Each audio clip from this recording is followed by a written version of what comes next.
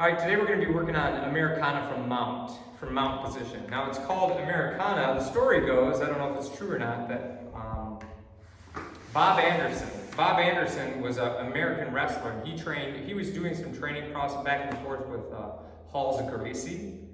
And in wrestling, they call that the key lock.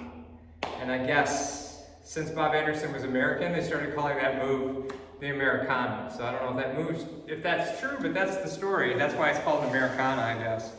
So if I'm in mount position, and I could be up here in this kind of high mount position where I don't have my hooks in, and the way I like to start it, if their hands are available, first of all, if their hands aren't available and it's self-defense or whatever, I can throw punches, and then they'll usually cover up their face, allowing me to get this Americana.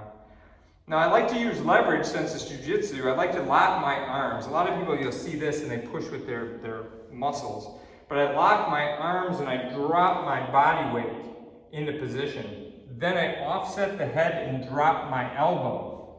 This one goes up, palm up underneath, and I lock it. And as I do that, this is really important.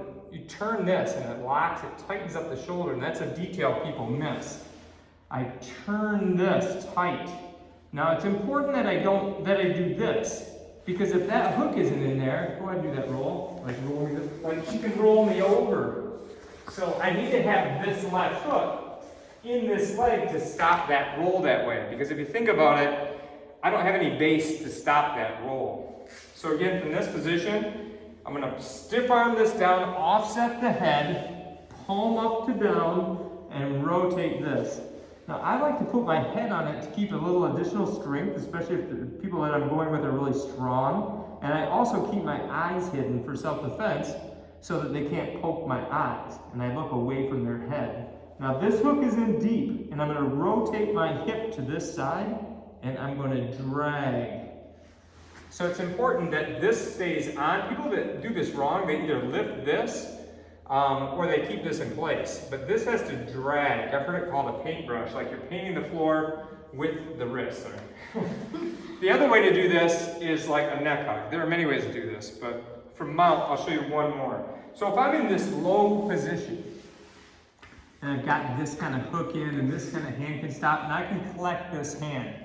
I'm gonna bring this hand to this one and use the thumb, like a C grip on this hand. And then I'm gonna go under again. So now I have a thumb grip on both of these. And then I loop around the head because, let me go back there for a second. It's hard to finish here unless someone has a strong, real flexible shoulders. So when I move here, it's easy. Then I lose the thumbs, I turn that wrist, I keep this hook in, and then I do the same thing. If you do it right, watch this one more time. If you do it right, it shouldn't take much at all. But you'll see some people really move a lot, and there shouldn't be a need to do that. Can you think of anything else important on that? The good thing on that neck hug version is they can't reach across with their other side to kind of stop that arm. And there are follow-ups to that we could do. But if you want to shut that down, you can do that. Also, when we do that first version from high mount, you have to watch because I'm vulnerable to being bumped off. So if I feel like I'm going to be bumped off, I'd probably go down and put both hooks in and do that neck hug variation. But anyway, that's the Americana from mount.